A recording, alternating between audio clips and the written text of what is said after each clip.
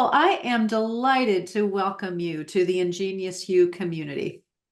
I am delighted to be here with you. I've been looking forward to this conversation. So let's jump right in. And one of the things that our listeners always are interested in hearing is the backstory of the leadership journeys of our guests. And so, can you tell us something about your journey and how it led to a college presidency? Absolutely. I had no clue that this is what I would end up doing. Not one figment in my imagination. I grew up the youngest in a large family with boys and girls. And in my traditional New England family, the boys were the leaders, not the girls. And so I never thought of myself as a leader. I became a very, very committed and passionate faculty member, loved what I was doing in the classroom, loved what I was doing with students, and found myself attracted to taking roles in various committees or initiatives on campus without really knowing what I was doing. And it was a faculty member, a colleague of mine, I will never forget. It was a colleague of mine who pulled me aside one day and he said to me, you're a leader. Have you thought of stepping into some sort of leadership role? And at that time, the interest was in the faculty representative to the Board of Trustees position. And I looked at him and I thought, me? But that was it. He saw something in me that I had not. Isn't that a typical story? Mm. And so that began a bigger picture journey in higher education. Still, I never thought of myself as being a leader in this respect. And then I was driving in a car with the then president of the College of New Jersey a few years later, and she looked at me and she said, I think you're bored. I need you to be the interim vice president for student life. And I need you to start in 2.5 weeks. I said, are you kidding? But so happenstance is how I have gotten to here. And the phrase I like to use for myself is, I want to make sure I'm using myself well. And that's what's guided me all throughout this time. So every transition point, every decision point, that's what guides me. Am I using myself well for advancing this mission that I love, but also that I am really deeply committed to and passionate about? That's a wonderful way to frame it. And I know that our listeners, particularly our emerging leaders, will really find that a valuable way to think about their own story. Now, you have set us up for the second part of this question because I did want to ask you about your leadership philosophy and how that philosophy has evolved over the course of your career in higher education. I've always been very, very mission directed in what I do. So I do this for very, very deep reasons. And I think of myself as a principled leader, and that is what I draw on when I need to make decisions or when I have challenges. I draw on that sense of mission and those principles for guiding me in those moments.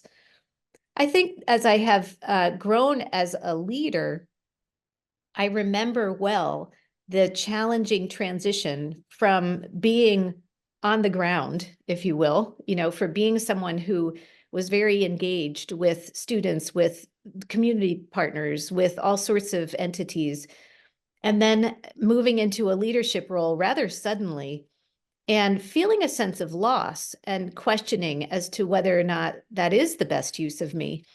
And I remember having a conversation with a very wise person who helped me to see that I can still have an impact on, working for my mission, working for those principles, but it's a different way now. And so I think once I learned that really the constant is mission and principle. That's what I always come back to. And that is what guides me. I think of myself as a very forward-leaning leader.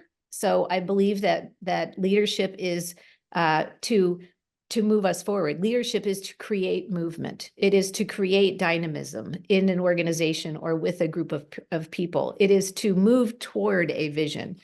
It is not to stand still. It is not to look down and to maintain.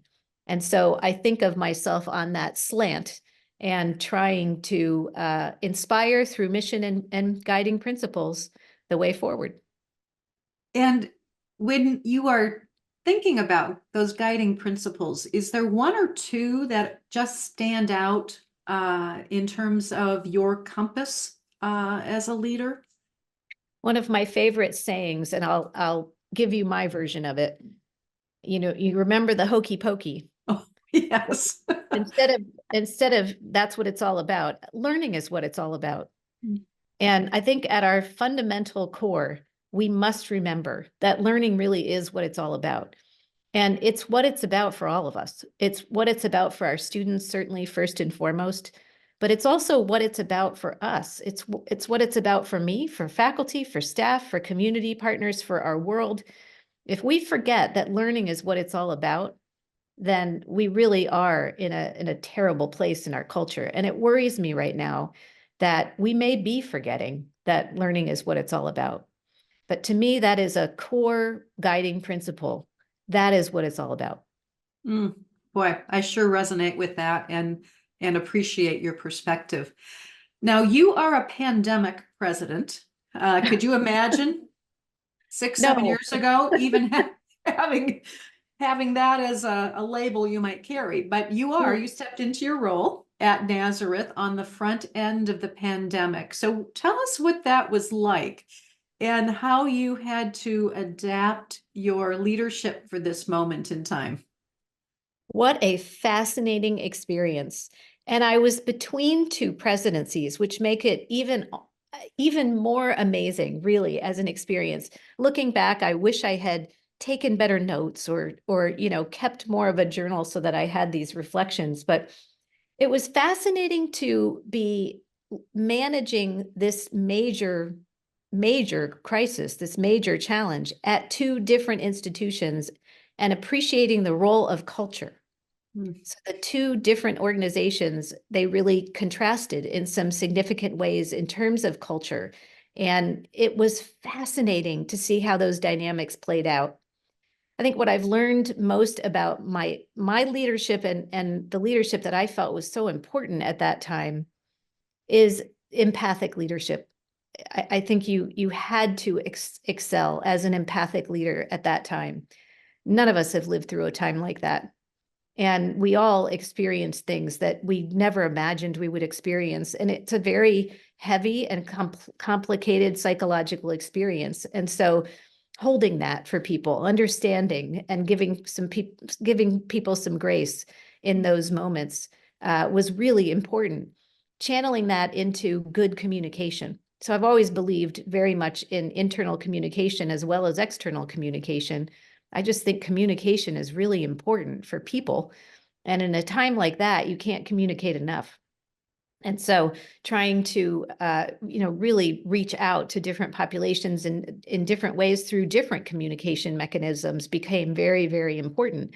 You'll remember at that time, we were also confronting some really painful centuries old dynamics in our society with the George Floyd death and also a local one in our community. And it was very, very difficult during that time to also hold those values. And at the core of it all is humanity, remembering our humanity, having grace for our humanity, and helping people have some frame for interpreting experience through a lens of humanity. Mm. The culture. I'm so glad that you led in talking about the differences in how the culture shaped the experience. Do you have an example that you could share with us in terms of how the culture played out differently in the two institutions? This Nazareth University is a place that was founded on this notion of neighbor to neighbor without distinction. Mm. And it was founded on uh, a bigger than self commitment. And I felt that so powerfully in the transition here and during this time of pandemic. I felt that so powerfully. It's funny, in some ways, the transition was harder. There were things I couldn't do during the transition to get to know people, to get to know the area. But in other ways, it almost made the true nature of an institution stand out in stark relief. And that was what I felt and saw so powerfully. at Nazareth University. You know, this was a community that truly put the greater good above anything. And how are we going to continue our mission of working for the greater good when we have to do it in a completely different way? And the ingenuity that I experienced and saw, we weren't going to stop at anything. Mhm. It was amazing. So it was really a fascinating introduction to this community to see what we're really made of. And I felt like I saw that in a much quicker way. Mm. Now, you are the 10th president of Nazareth University, and you're following a president who completed, I believe, 15 years, a 15-year tenure, which is a pretty Yes, good length of tenure, as you know, absolutely. as Nazareth's longest serving president.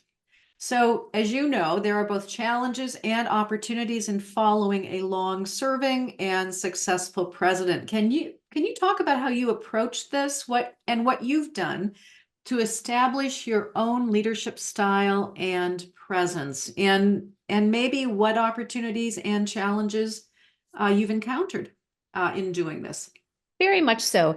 I have tremendous respect for and appreciation for and warmth for my predecessor, Don Braveman. I've known him for many, many years, actually. You know, prior to coming here, I was very aware of the work that he was doing to advance Nazareth College then. And so I have a standing admiration for him. You know, the tenure that he had really was focused on building out this campus, and he has just done a stellar job. This is an absolutely gorgeous campus and a very important mix of programs that he helped to expand upon as well, community partnerships that he helped to deepen. So he has had a lasting impact on this campus in very important ways. What I've appreciated about him is that, first of all, he was very welcoming of my partnership as we were managing this time like no other. And I appreciate that, that honestly, that generosity in doing that. It was very important for us to have an even more seamless transition, just for the security, the feeling of security in the campus. He also has been very committed to giving me space, and I appreciate that too. Um, I have experienced this in different ways, but I really do appreciate that he respects that not only am I a different leader for Nazareth University, but I think he also has a great appreciation for the fact that the world is really different. You know, it's a very different time than when he was president, with a very different set of circumstances, a very different set of challenges, opportunities. It really is very, very different. So while it started focused on the pandemic and the kinds of skills, the kind of orientation that you needed as a president during a time like that, the truth is most dynamics are changed now. And so the kind of leadership that is needed is really very different. And I feel respect. I feel his respect for that. I feel his appreciation for that. What I regret is that, you know, during a pandemic, it's really hard to have an appropriate exit or an appropriate entrance. You know, we couldn't have a big celebration of Don as he was retiring from a really successful career. And I remember driving into campus my first day, and, you know, in order to do something with appropriate physical distance, the roadway was lined with students holding signs welcoming me to campus. So I regret that we had that was a hard transition point. But I have really appreciated the mutual respect that has really undergirded this whole transition and this whole experience. Well, it sounds like a gift and something that's It worked is. well for both of you. And you know, you bring up something there, as you know, were countless transitions during the pandemic that went unrecognized in the way that we typically might recognize them. And that really is a loss that I don't think we think about or talk much about in Mm. terms of not having had that opportunity, either to formally and fully express recognition for people leaving, or the other, in your case, the welcoming, although it sounds like they did a pretty nice job of welcoming you to campus with the Well, I signs. think that's right. I certainly felt it on the other end as well. Especially I think at this type of institution, relationship is at the core of everything we do.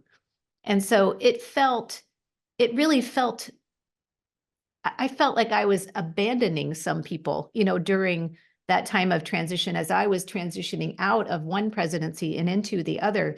Particularly students, but also faculty and staff. And what I appreciated was that people really did reach out, and that was a beautiful thing. That there was a lot of one-to-one communication. I even had some students who came here. So it really, there are some individual moments that ended up being quite beautiful, but that kind of symbolic transition, I think, is very important for the kind of cultures that we appreciate in these kinds of institutions that really are based on care and relationship. Indeed. Now, for our listeners who aren't familiar with Nazareth, can you tell us a little bit more about the institution? So you teed it up nicely in your previous response, but tell us something more about Nazareth and maybe the things that really distinguish the institution and your vision for the future of the institution. Well, it has been fascinating to come here now, and I'll tell you why. We are in our centennial year. And if you do the math, you will think that we realize that we were founded in 1924. So when you think back to the 1920s and you think about the parallels with now, they're actually uncanny. I mean, they're eerie almost in how parallel these two times are.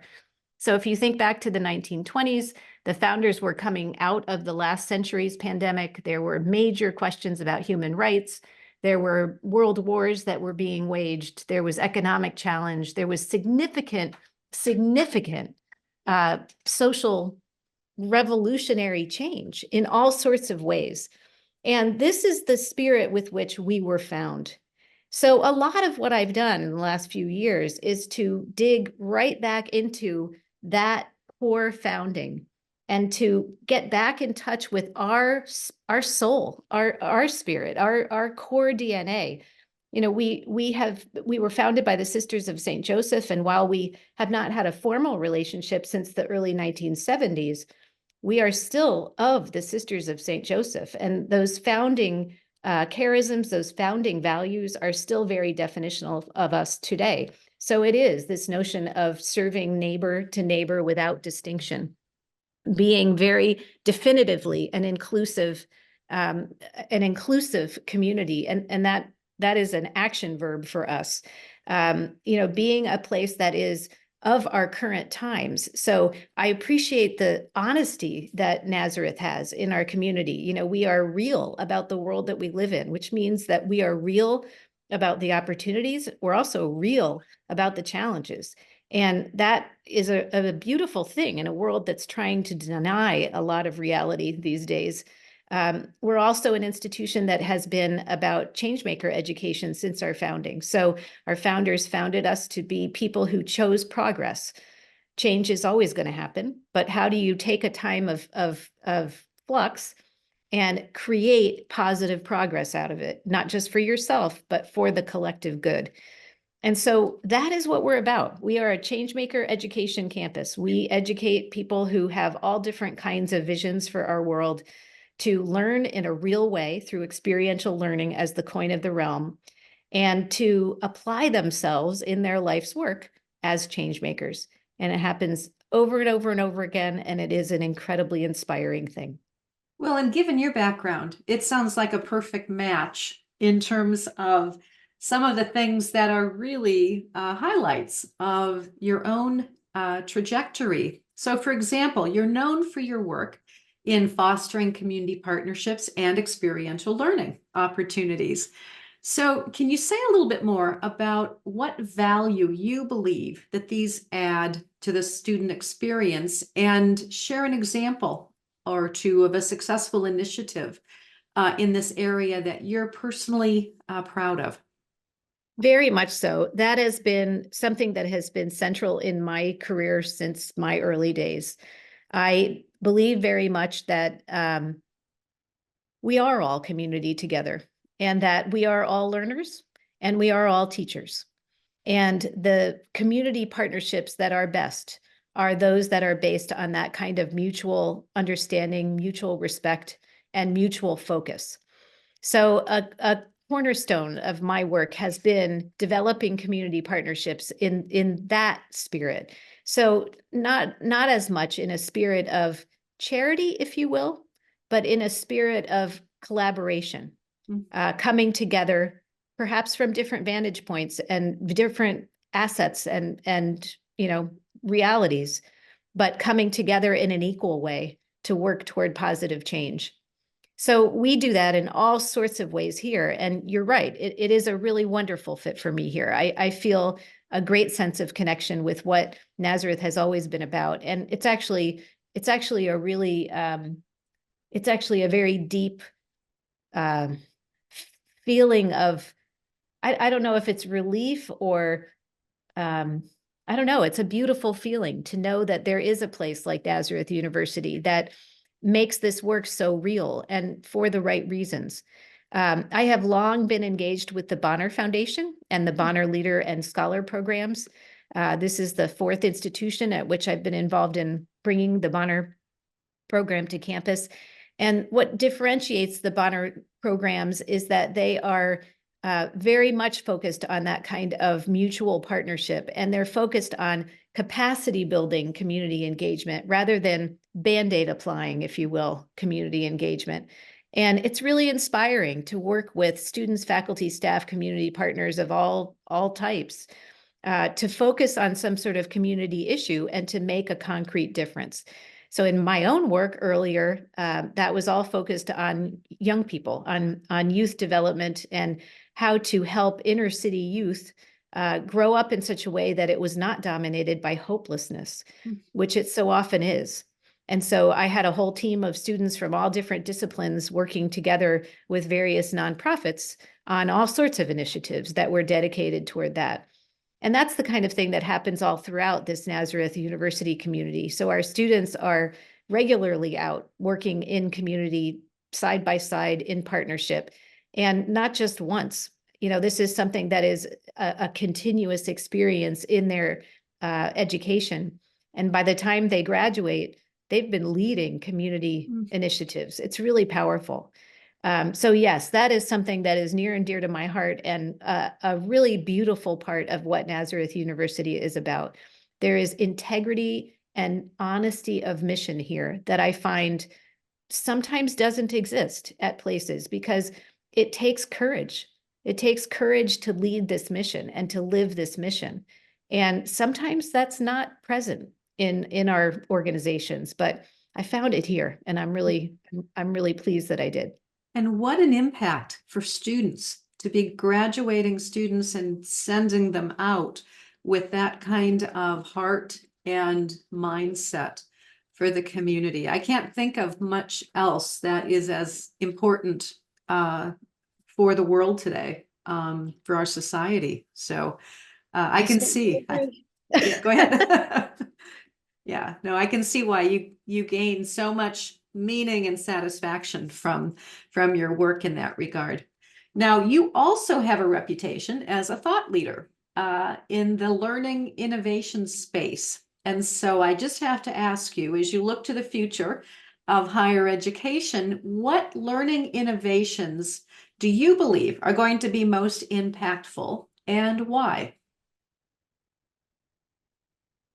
How to relate with one another. Oh. How to communicate with one another, how to be in the presence of a lot of different people and draw energy and insight and learning and joy from that.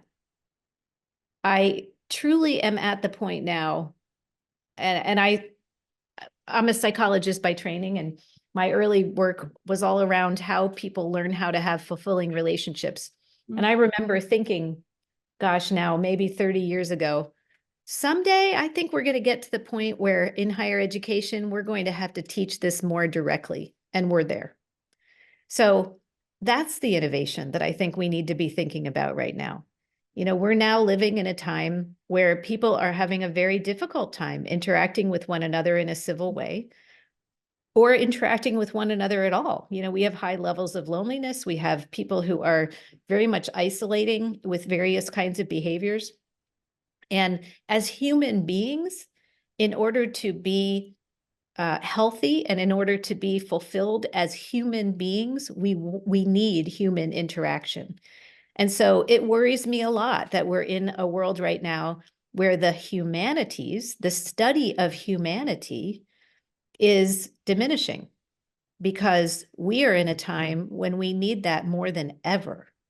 And so how do we engage a young population? How do we engage an old population? But how do we engage a young population so that those parts of their humanity can be fed and they can grow into successful, but also fulfilled, thriving adults? And how does a small college like Nazareth address that?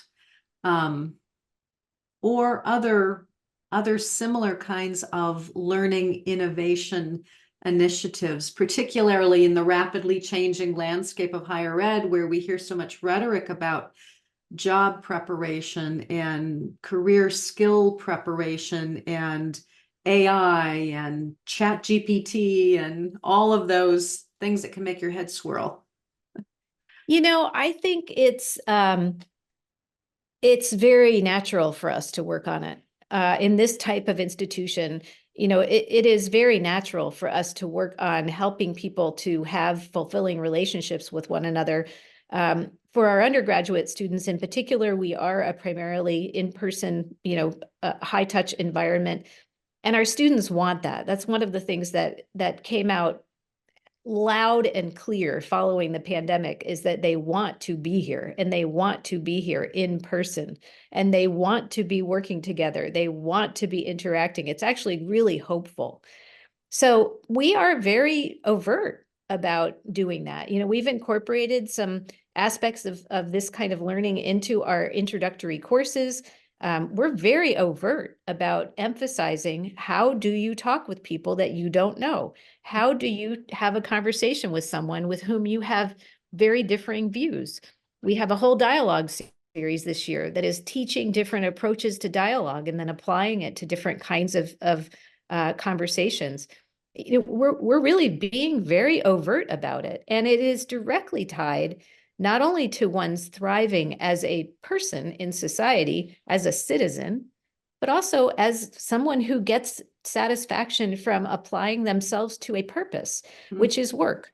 And I think we sometimes forget about that we almost think of it as in a more practical way. And of course, there are practical meanings of work, but there's a very deep purpose fulfillment that human beings accomplish in work. And so that's a lot of our focus. Our focus is on life's work and how are our students going to apply themselves, engage themselves in their life's work. And all of these skills are essential. Now, let me switch gears. I want to talk about building inclusive communities. And under your Yes. leadership, Nazareth University developed a visionary strategic framework to guide the university forward with a focus on deepening a learning community that values and supports student change making and belonging. So can you tell us a little bit more about these initiatives and the impact you're seeing and what you're learning from this work that is underway as we speak? Absolutely. So change making, as I mentioned to you, is really at our core. It is, while we didn't use that word back in 1924, it's clearly what our founders were. They were change makers, and they saw an opportunity to bring a different kind of person into our society as a leader working for progress. And it happened to be women at the time that we were founded, as you know. And you know, it was a very important commitment to create change by educating change makers. And so that is very formative for us. We believe that change makers come in all shapes and sizes and look different and do different things and pursue different goals. And there is no one cookie cutter for change making. And in fact, it's really the opposite for us. There are no cookie cutters here. We value each individual for the individual that they are and all of the different kinds of interests and skills and wonderments that they bring them all. And let's look at how they go together in some interesting and different ways. So while we are focused very much on that individual, beautiful, gift-filled, person, we also recognize that change making doesn't happen alone. It happens through relationship. It happens in collaboration. It happens when people come together and apply themselves to finding a novel solution, to forging a new path that can be better progress for the whole. And in order to do that, you have to be able to work with people who are not like you. And so that is a major emphasis of this beautiful community. And, we have seen certainly through a lot of hard work of a big team, this is the work of everyone. It is not the work of one person in a community. It's the work of all of us. And when you do it that way, it's not easy because you have conflict. People come to this in different places in different ways, but you're honest about it. And you are able to then work your way through some of these conflicts to be able to achieve an even more equitable as well as inclusive and beautiful environment. And that's certainly what we're experiencing here. So there are all different kinds of initiatives all across the board. Different disciplines have developed different things that are emphasizing change making.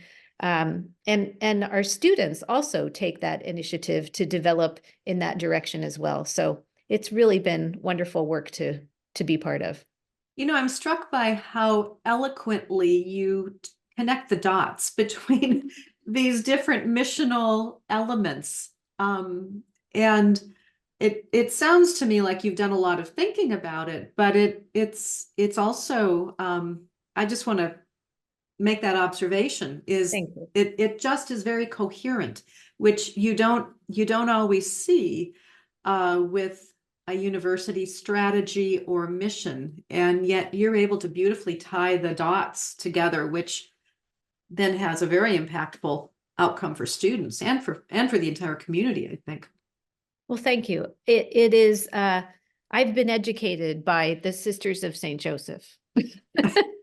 And honestly, it is, it's a major part of my education here. And there is a coherent beauty.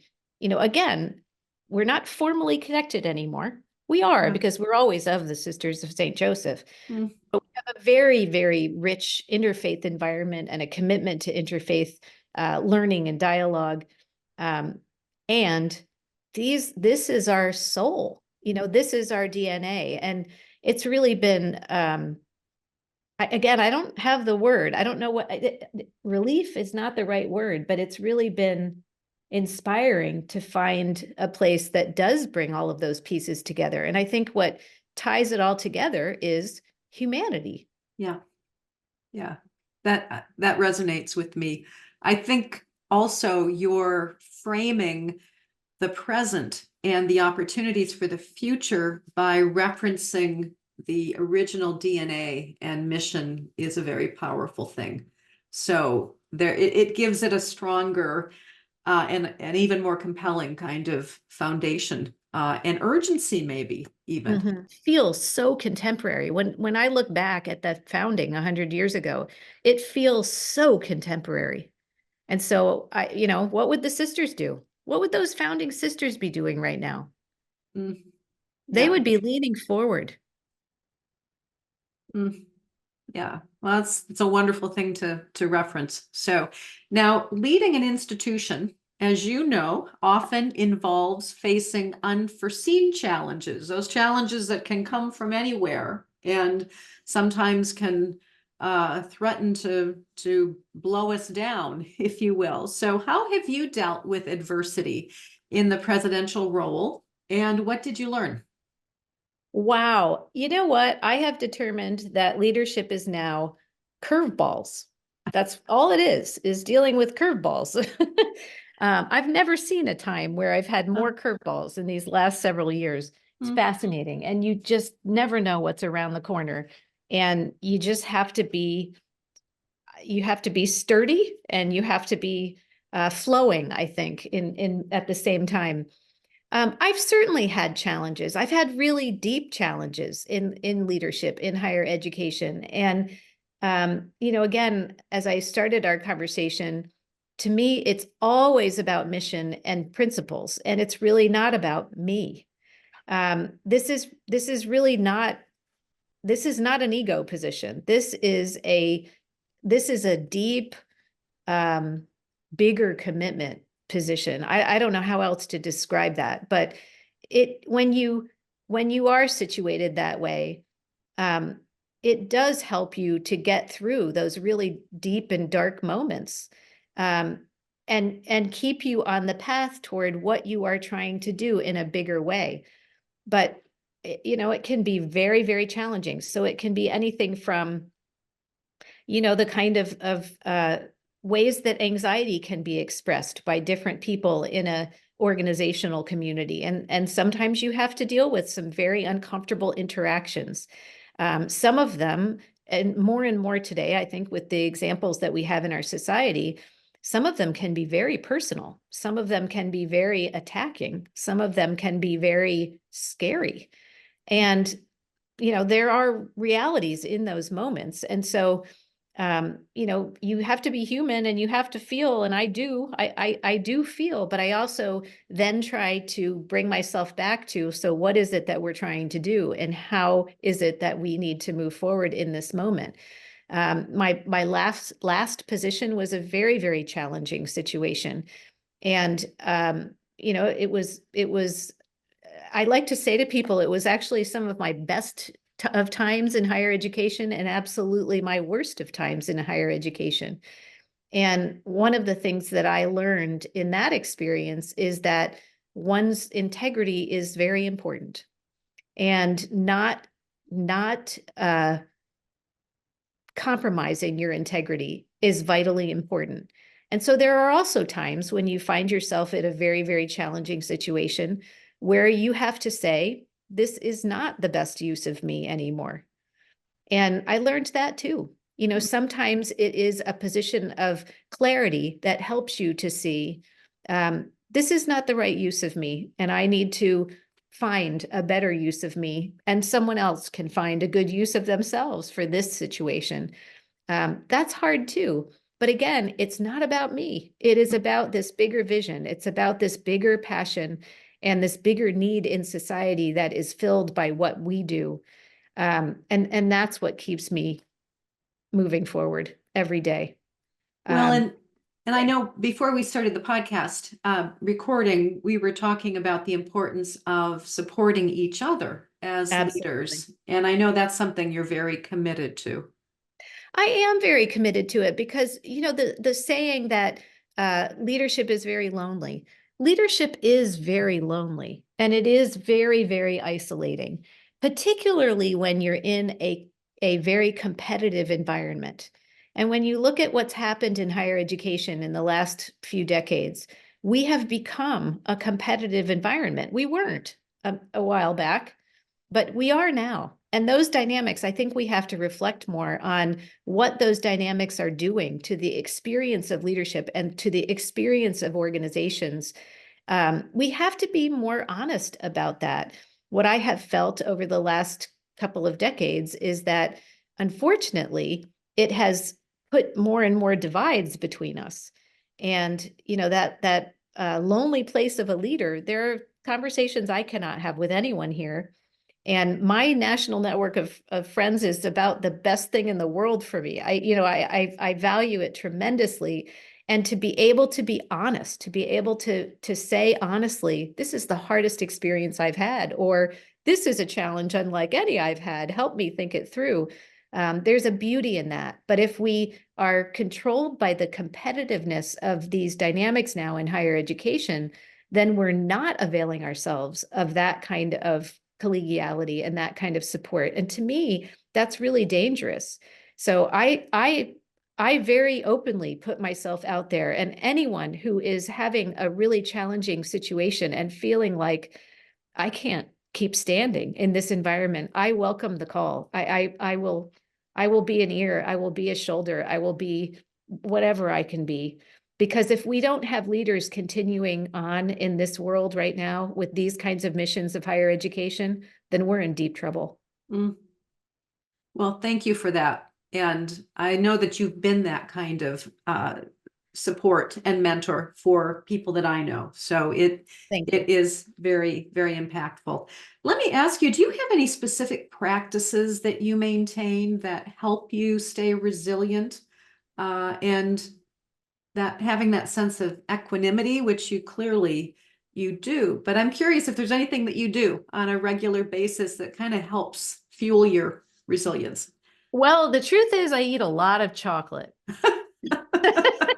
That's a So good practice. I'm not sure how much that helps. I can tell at the end of the day if I've had way too much of a chocolate.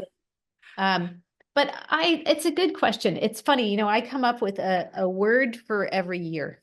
Oh, And it's always a fun, reflective process at the beginning of years. And I remember, now it makes me laugh when I think in January of 2021, my word was emergence, because I thought we were going to be emerging from a pandemic right then. And of course, we didn't. It took another year or two or three.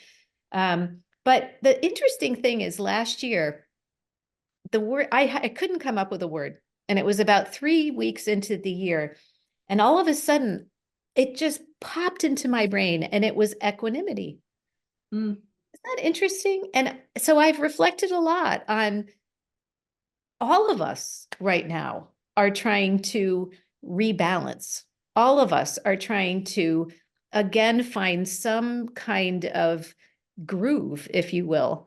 And so that reflection, I think, is a really important part of what we need to do.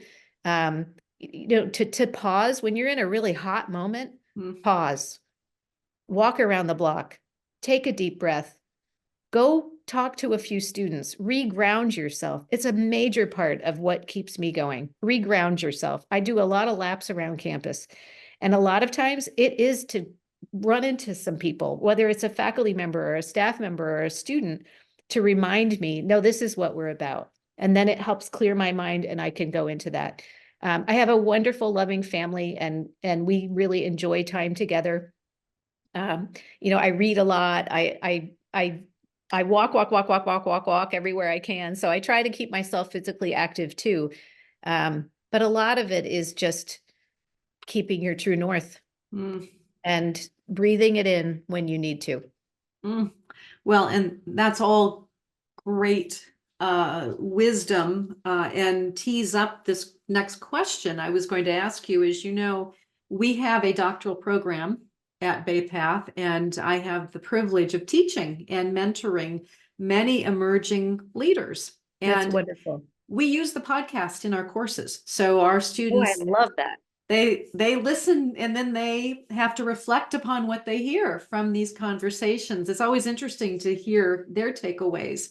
And by the way, reflection is it's a very critical practice that we teach in the program. So if you were talking directly to some of my students, particularly those on the front end, what kind of advice would you offer to them as they think to the future? And some of them have said, gosh, I don't know if I want to be a dean or a provost or a president. It's just too much pressure.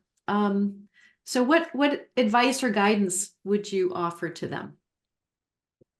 If not you, who? If not you, who? Mm, That's a major one. I would also say stoke your network outside of your local network. So, I love that you're doing this with your students, and that at that time they can be developing community together. They can be developing these relationships that they may not realize it right now, but they will last them a lifetime, and they will be lifelines as they go forward. So be generous, again, in this competitive environment, and we do find ourselves in those competitive dynamics. Don't forget to be a lifeline for others, and you're not alone in the work that you will do. You'll feel it, but you're not alone in the work that you'll do. Um, I feel that we are in a very scary turning point in our society. And it worries me tremendously that we are denigrating education as much as we are denigrating education right now. And we need this kind of higher education more than ever, for more reasons than ever. So I mean it. If not you, who? And if not now, when? Because we're at that juxtaposition where I think we're in a dangerous place. Um, so the other piece of that I emphasized in the last answer, and I'll just say again, is it's not personal. It will feel personal. I never know how to say this. It on the one hand, it is deeply personal. Like this is being driven by deep personal passion and drive. There's no question about it. Like a deep belief in what our world needs. But it's not personal. And you are going to be the target of a lot of, I think it's anxiety. I think of it as anxiety. So when I'm the target of conflict or hate or, whatever that might be, and as a leader, you're a magnet for that kind of thing. I always think of it as that is how someone is expressing anxiety. And I try to have that perspective. I try to have grace for what that must be. And as a leader, I can't soak it in. I have to be a container. I have to hold it. I have to be respectful. I have to be that calm presence, but I have to keep moving. So it is deeply personal, but it is not personal. And the most important thing is to keep on moving. Very well said. So thank you. Thank you for that. We have one final question. And this is a question we ask everybody who comes on the podcast. As you may know, it's our signature question. So if you could leave one transformative idea or piece of advice that would shape the future of higher education, what would it be and why? Don't give up. To me, there is a lot of power in intergenerational learning. And I'm really fascinated by some of the innovations that some campuses are exploring for intergenerational engagement and learning together. I think we're also struggling with that right now. I mean, every day you open the newspaper and you read about, what's the Gen Z employee looking like and how are they different from the boomer employee and, what conflicts are going to appear, that kind of thing. But what I see is opportunity for learning together that is really powerful. And, in particular, we have to help our younger person, this sounds a little funny, but fall in love with older people. Hmm. Because if we're a community that doesn't value the older people that are doubling in volume every day, I think, we're going to be in a really poor version of society. And so I think we need to stimulate that appreciation for one another across the lifespan. And intergenerational learning, I think, is a way to do that. There are some models in various parts of Europe that are fascinating in terms of intergenerational learning, bringing young people together with people in a retirement community or, bringing student teachers together with people who are seasoned teachers for deeper learning projects. It's fascinating to me. We don't do it well. We isolate different populations within our learning system, but I think there's a lot of opportunity there. I agree with you. And nobody has mentioned that in all the interviews I've done. That is a first. And I agree with you, though, in terms of how important and impactful that could be for our communities, not only for our students, but just for the well-being of our communities as we have so many people aging as well. So Absolutely. Beth, Absolutely. thank you so, so very much. This has been a wonderful conversation, and I'm very excited for folks to get to know you and to learn about the wonderful work that you're doing in this role that sounds like it was made in heaven for you, a perfect match. Well, I'm grateful, and thank you so much for inviting me. This is really a wonderful opportunity to reflect and to learn, and I appreciate that very, very much. So thank you, and I wish you all the best, and I wish your students all the best. If not you, who? If not now, when?